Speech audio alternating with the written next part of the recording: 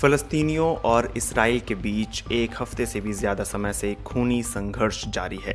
फ़लस्तीनी चरमपंथी संगठन हमास की तरफ से रॉकेट हमले हो रहे हैं तो इसराइल भी आक्रामक कार्रवाई में जुटा हुआ है। दोनों पक्षों के बीच का ये संघर्ष अब वैश्विक मुद्दा बन गया है। इस संघर्ष को रोकने की कोशिशें जारी हैं और इसी कड़ी में कई देश अलग अलग धाराओं में बंट गए हैं। अधिकतर इस्लामिक देश फ़लस्तीनियों के समर्थन में दिखते हैं तो इसराइल के प्रधानमंत्री बिन्यामिन नेतन्याहू का दावा है कि 25 देशों ने उन्हें समर्थन दिया है। ऐसे में जानते हैं कि इसराइल और फ़लस्तीनी संघर्ष में दुनिया के कौन से देश कहां खड़े हैं। सुपर पावर अमेरिका से शुरू करें तो इसराइल से उसकी करीबियत किसी से छिपी हुई नहीं है। अमेरिका हमास को चरमपंथी संगठन मानता है और संयुक्त राष्ट्र में हमास के खिलाफ निंदा का प्रस्ताव भी ला चुका है, जो कि खारिज हो गया था। हालांकि अमेरिका ने संघर्ष विराम और शांति बनाए रखने की अपील की है और राजनयिक स्तर पर इसकी कोशिशें भी हो रही हैं। न्यूज़ एजेंसी रॉयटर्स के मुताबिक इस्राएली प्रधानमंत्री बिन्यामिन नेतन्याहू ने अमेरिकी राष्ट्रपति जो बाइडेन से बात की थी। अमेरिका ने फ़लस्तीनियों के रॉकेट हमलों के जवाब में इसराइल के आत्मरक्षा के अधिकार का समर्थन किया है। हालांकि फ़लस्तीन में मानवाधिकार का मसला ज़रूर राष्ट्रपति जो बाइडेन के सामने चुनौती बना हुआ है।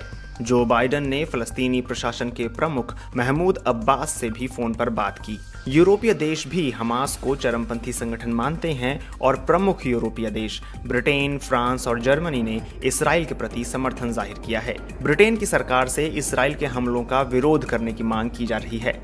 ब्रिटेन में इसराइली दूतावास के बाहर भी लोगों ने विरोध प्रदर्शन किए, लेकिन बोरिस जॉनसन की सरकार का रुख इससे अलग है। ब्रिटेन के विदेश मंत्री डोमिनिक रॉब ने एक ट्वीट में बताया था कि उन्होंने हमास के इसराइली नागरिकों पर रॉकेट हमले की निंदा करते हुए अपने इसराइली समकक्ष से बात की थी। साथ ही इसराइल और कब्जे वाले फ़लस्तीनी क्षेत्रों में हिंसा रोकने की अपील भी की थी। फ्रांस की राजधानी पेरिस में भी फ़लस्तीनियों के समर्थन में मार्च निकाला गया। वहीं फ्रांस की सरकार इसराइल के आत्मरक्षा के अधिकार का समर्थन करती है। अरब न्यूज़ के मुताबिक फ्रांस के राष्ट्रपति इमैनुअल मैक्रों इसराइल के प्रधानमंत्री बिन्यामिन नेतन्याहू से फ़ोन पर बात कर चुके हैं। मैक्रों ने हमास के रॉकेट हमले की निंदा की है और इसराइल के आत्मरक्षा के अधिकार का बचाव किया है। जर्मनी ने भी इसराइल के आत्मरक्षा के अधिकार का समर्थन किया है। German news website Deutsche Welle के मुताबिक सरकार की प्रवक्ता स्टीफन सीबर्ट ने 14 मई को कहा था, यह हिंसा किसी भी तरह से सही नहीं ठहराई जा सकती। इसराइल को आत्मरक्षा के तहत इन हमलों के खिलाफ खुद को बचाने का अधिकार है।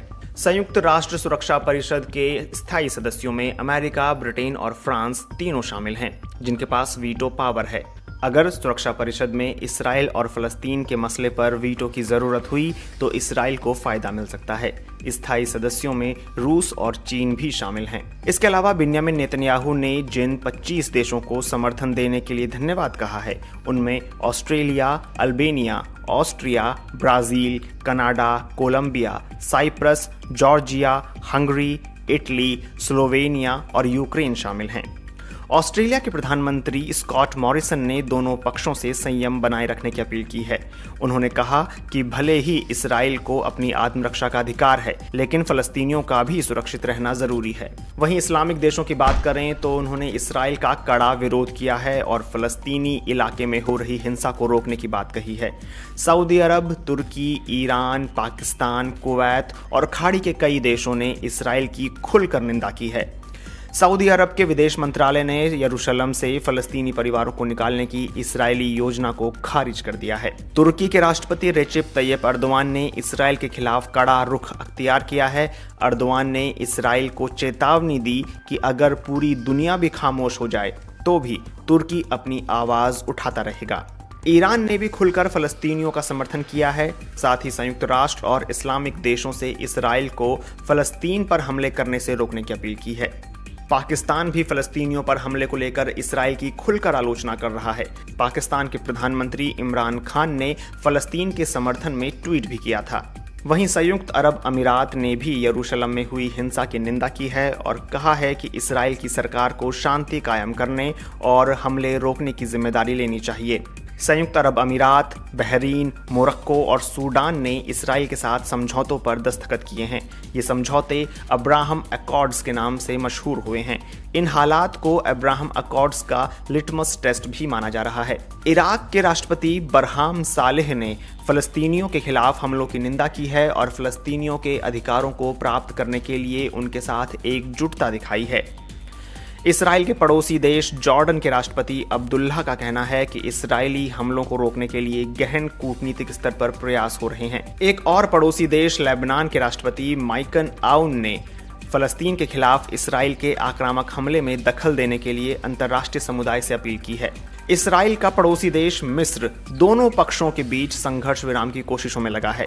मिस्र दोनों पक्षों के बीच मध्यस्थ की भूमिका निभाने की कोशिश करता रहा है।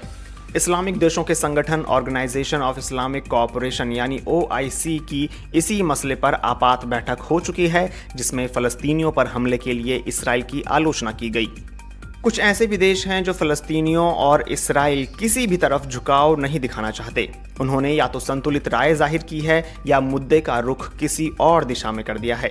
भारत इस मामले में दोनों पक्षों के बीच संतुलन बनाता हुआ दिख रहा है। भारत के फ़लस्तीनियों और इसराइल दोनों से अच्छे संबंध रहे हैं। ऐसे में उसके लिए किसी एक का पक्ष ले पाना मुश्किल है। इसलिए भारत ने दोनों पक्षों से संयम बरतने की अपील की है। रूस की बात करें तो उसने इस हिंसा के चलते अपनी सुरक्षा को लेकर चिंता जताई है। रूस ने कहा है कि इसराइल और फ़लस्तीनियों के संघर्ष के कारण उसकी सुरक्षा प्रभावित हो रही है। चीन ने कहा है कि मानवाधिकारों का संरक्षक और मुसलमानों का शुभचिंतक बताने वाले अमेरिका ने इसराइल के साथ टकराव में मारे जा रहे फ़लस्तीनियों से आंखें फेर ली हैं।